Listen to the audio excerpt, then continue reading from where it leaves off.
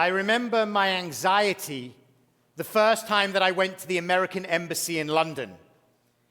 The year was 2006, and I was eagerly awaiting a student visa so that I would be able to continue my rabbinic studies at Hebrew Union College in Los Angeles.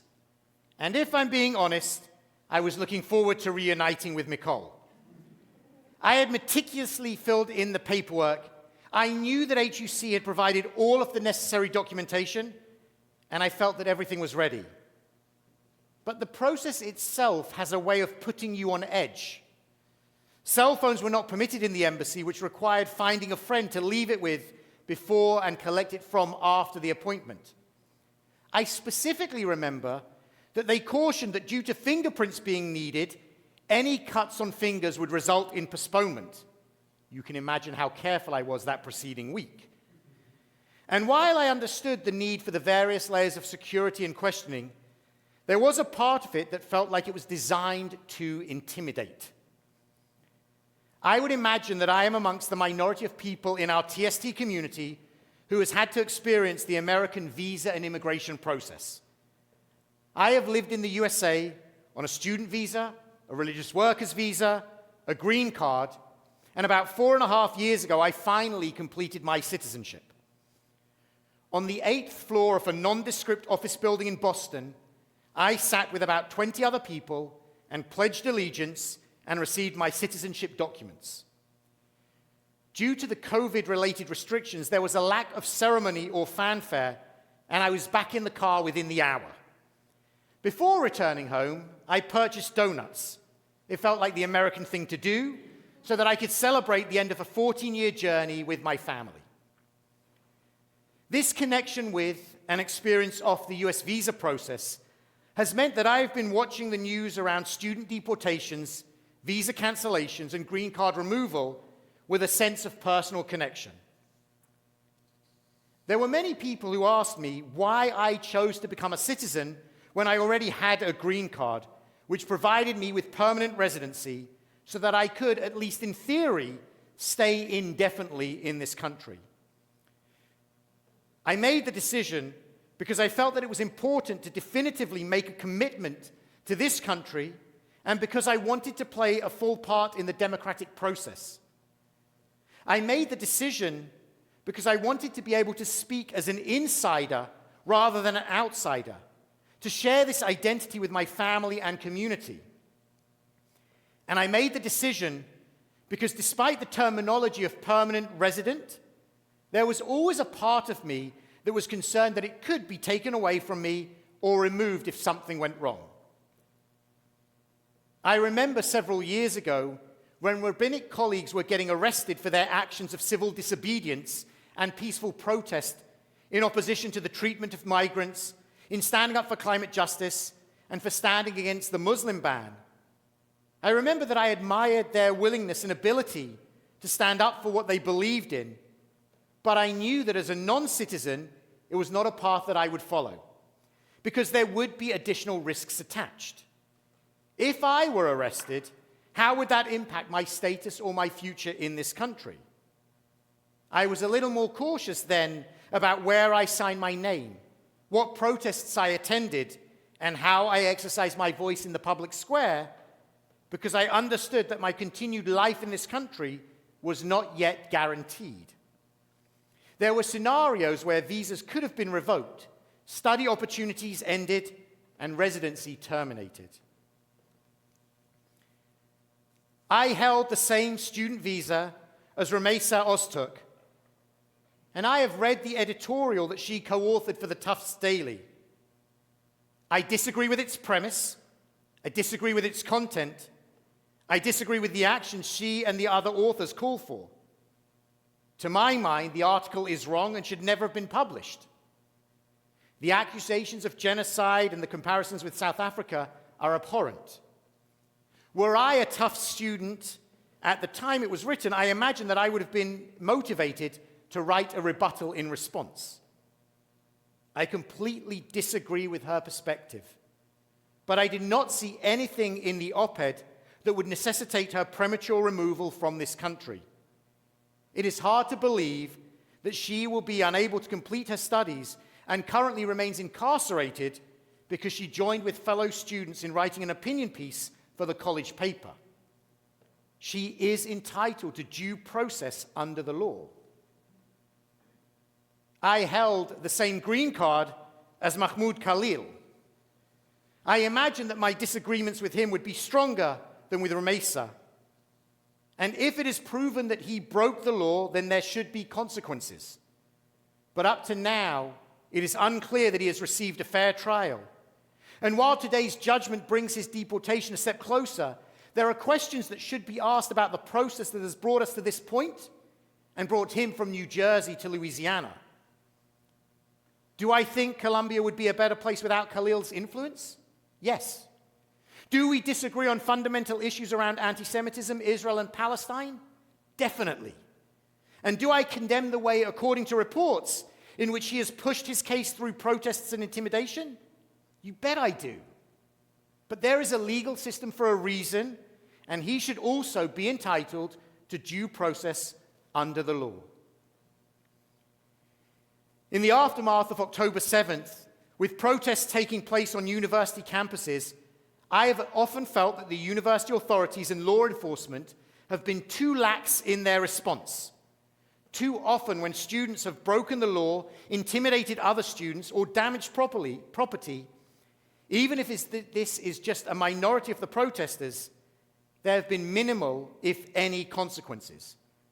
I wish that there had been a more robust response from the very beginning, and I wonder if this would have prevented some of the encampments and protests from later getting out of hand. I want students charged for breaking the law, but I want this to happen according to the rule of law. I don't want it happening in the dead of night, in mysterious circumstances, with no due legal process. We are living through difficult times, and as a Jewish American, I feel somewhat isolated today. What causes me particular unease at this moment is the way that Jews, the Jewish community, and anti-Semitism are being used as a political football. No matter what people say, I do not believe that anyone currently has our best interests at heart in this current moment. I want a robust and thorough response to anti-Semitism from the government and from university administrators. And while there is a lot of talk about anti-Semitism right now, it is not entirely clear to me how all of these policies and threats, the deportation of students, and the curtailing of free speech will ultimately benefit Jews or the Jewish community, especially when this is placed alongside the defunding of the Office of Civil Rights at the Department of Education, the very body tasked with investigating anti-Semitism on campus. I do believe that university administrators should be held to account for not responding adequately to anti-Semitism. I think the students should be punished when they behave in criminal and anti-Semitic ways. But I am not convinced that the current approach will ultimately lead to any decline in anti-Semitism. I worry that it will actually leave us more isolated, more alone than before. I don't want to be a political football kicked around by opposing teams. I want to be part of the game, to determine my own destiny and future, to have a say in how the Jewish community should be protected, should be supported, should be nurtured. As we approach the festival of Passover, while we will focus on the story of Moses, the 10 plagues, and the Exodus from Egypt, I want to take us to the very beginning, to a section of our Torah we might miss in our Seder celebrations. The entire pretext for the story starts with 5 short words. V'yakum melech hadash al Mitzrayim. A new king arose over Egypt. This may seem unimportant, but the Torah adds 5 more crucial words. Asher lo yada et Yosef, who did not know Joseph. With our focus on the story of the Seder, we might forget that the Israelites had it very good in the land of Egypt for a number of years. With Joseph in charge, they were given the choicest land and they flourished. Everything was going well until it wasn't. When the new king arrives with no connection to Joseph or the Israelite community, the situation immediately changes as we become the targets for his wrath and persecution. You do not need me to tell you the rest of the story. You'll be spending hours retelling it tomorrow evening. What is clear is that things started to go very badly, very quickly, and the rest, as they say, is history. While today we might not be amongst the minorities being directly targeted, we know that the rule of law and our country's democratic institutions keep all of us safe. And while today it is those who speak out against Jews in Israel who are among the groups being focused on, we also know how quickly the tables can turn and how all too soon we can be caught in the crosshairs. Once the rule of law and our democratic institutions have been undermined, it is going to be hard to rebuild them, to reaffirm them, to return to them. And ultimately, history has taught us that those situations always end up being bad for the Jews. The Israelites in Egypt cried out to God, and God sent them Moses to stand up to Pharaoh and his authoritarian rule. The question for us is, how will we respond today? As I stand here, I am a proud holder of an American passport. I chose to become an American citizen, and I am grateful that this country accepted me. It was not a decision that I made lightly. I believe in the vision of the Declaration of Independence, a country committed to the idea that all men are created equal. I would modify it to all people. That they are endowed by their Creator with certain unalienable rights, that among these are life, liberty, and the pursuit of happiness.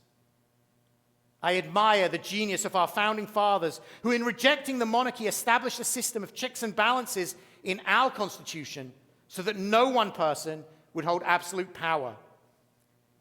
And I am grateful that the First Amendment to the Constitution affirmed there shall be no law respecting an establishment of religion or prohibiting the free exercise thereof, or abridging the freedom of speech or of the press, or for the right of the people peaceably to assemble and to petition the government for a redress of grievances.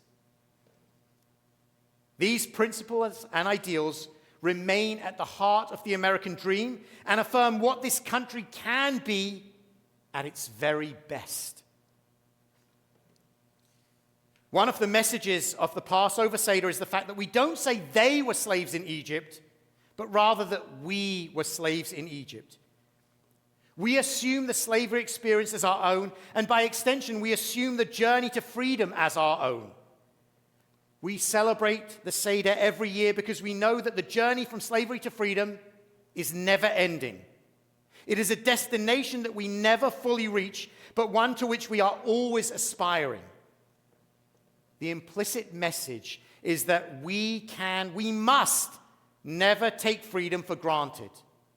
We must be vigilant in defending it, active in pursuing it, and dedicated in ensuring it for all people. As Jewish Americans, our stories converge. This country has presented us with immense gifts and blessings.